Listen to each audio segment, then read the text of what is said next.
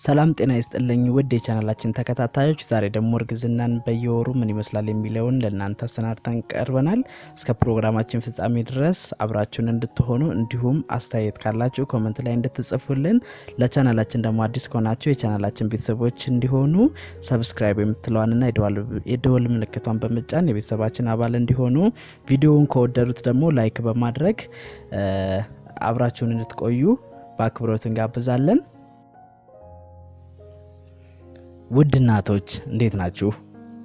በዛሬው ፕሮግራማችን አምስተኛው የእርግዝና ወር ምን ይመስላል የሚለውን ለናንተ አሰናድተን መተናል። እስከ ፕሮግራማችን ፍጻሜ ድረስ አብራችሁን እንድትሆኑልን። አምስተኛው የእርግዝና ወር ምን ይመስላል? አምስተኛው የእርግዝና ወር ስለ እናትየው የልጅሽን ጾታ ለማወቅ ጓግተሽ ከሆነ ይህ ወር ደስ የምትሰኝበት ጊዜ ነው። አዎ የልጅሽ ጾታ ከ20ኛው ሳምንት ጀምሮ በአልትራሳውንድ መታየት ይጀምራል። ታዲያ የልጅሽን ጾታ ማወቅ ስለ ስሙ፣ ስለምትገዥለት ልብስ፣ ስለምታጫውቸው ጨዋታ እያሰብሽ ዘና እንድትይ ያደርግሻል።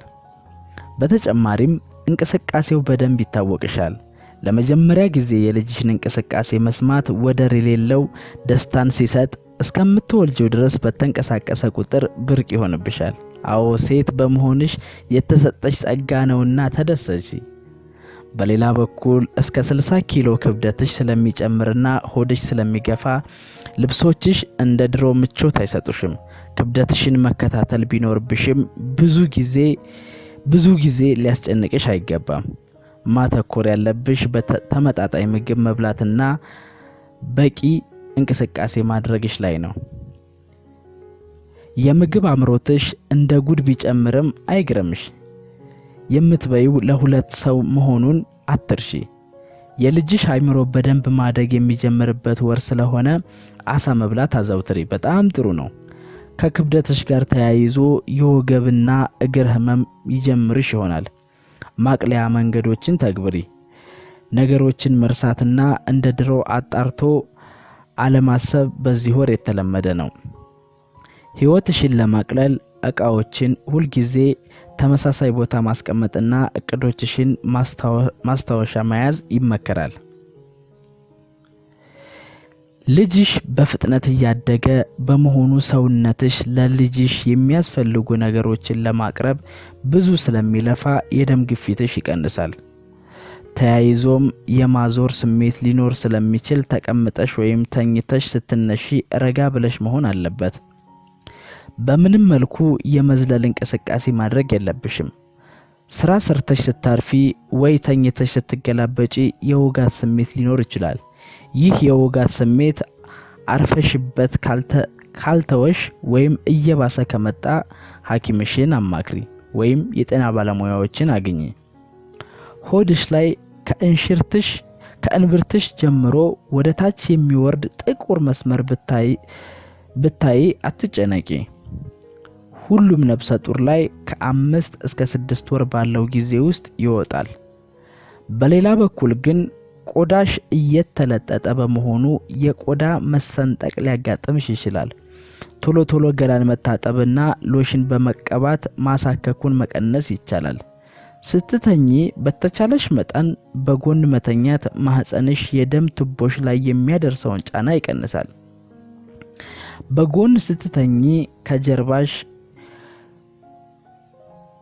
ጎንሽ ስር ወይም እግርሽ ስር ትራስ በማድረግ ምቾትሽን ጠብቂ። በዚህ ወር የቅድመ ወሊድ ክትትል ቀጠሮ አልትራሳውንድ መነሳት ግድ ነው።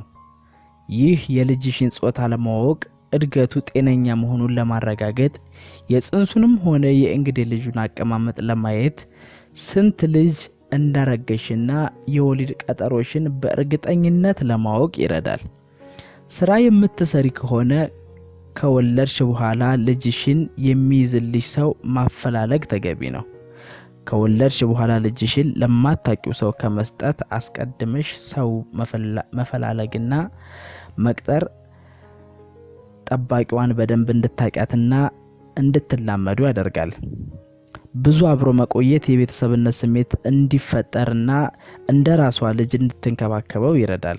የህፃናት ማቆያ ለመስጠት ከሆነም ሐሳብሽ ጥሩ የሚባሉትን መጎብኘትና ምርጫሽን ማስተካከል ተገቢ ነው። ስለ ልጅሽ ወይም ስለ ጽንስሽ ስቅታና ማዛጋት የቀን ተቀን ተግባሩ ነው። ምንም እንኳን አይኑ የተከደነ ቢሆንም ብርሃንን ግን በደንብ ይለያል። ጨለማ ውስጥ ስትሆኚ በደንብ ያውቃል። ሆድሽ ላይ መብራት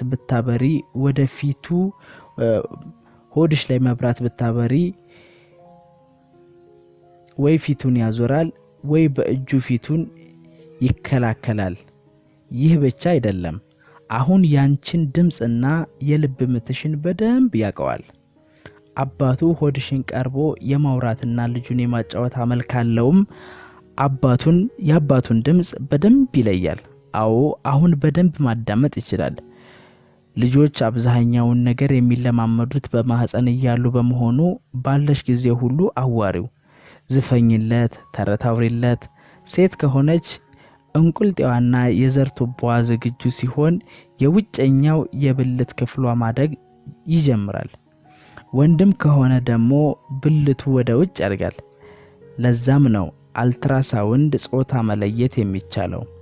እጅና እግሩ በበቂ ሁኔታ አድጎ ከቀረው ሰውነቱ ጋር በመጠን ተስተካክሏል። ቆዳው በውስጥ በኩል በቅባት ይሸፈናል። ይህ በአራስነት ወቅት ራሱን ከብርድ የሚከላከልበት መንገድ ነው። የእንሽርት ውሃን በተደጋጋሚ በመዋጡ የማጣሪያ ስርዓቱ በደንብ እንዲሰራ ያደርገዋል። በዚህም የማጣራት ሂደት ከተወለደ በኋላ የሚወጣውን የመጀመሪያ ሰገራ ከሚወጣው የእንሽርት ውሃ ውስጥ ያጣራል። ይህ ሰገራ በከለሩ ጥቁርና ዝልግልግ ያለ ነው። አጥንቱ በበቂ ሁኔታ በመጠንከሩ የደም ህዋስ ማምረት ስራውን ከጣፊያ ይረከባል። በአምስተኛው የእርግዝና ወር መጨረሻ ከ340 እስከ 350 ግራም ይመዝናል። 27 ሴንቲሜትር ይረዝማል። በአይን ቢታይ ካሮት ያክላል። ልብ በይ፣ ከባለፈው ወር ቁመቱም ክብደቱም በእጥፍ ጨምሯል። ከዚህ በኋላ እድገቱ በጣም ፈጣን ይሆናል። ውድ እናቶች፣ ለአምስተኛ ወር የእርግዝና ጊዜ ያዘጋጀነው ፕሮግራም ይሄንን ይመስላል። ጥያቄ አስተያየት ካላችሁ ኮሜንት ላይ ጻፉልን። አዲስ ሰዎች ከሆናችሁ ወደ ቻናላችን ማምጣታችሁ ሰብስክራይብ በማድረግ የቤተሰባችን አባል እንድትሆኑ እንጋብዛለን። እስከ ፕሮግራማችን ፍጻሜ ድረስ አብራችሁ ለነበራችሁ ሁሉ ምስጋናችን ላቅ ያለ ነው። መልካም ጊዜ እንዲሆንላችሁ እንመኛለን።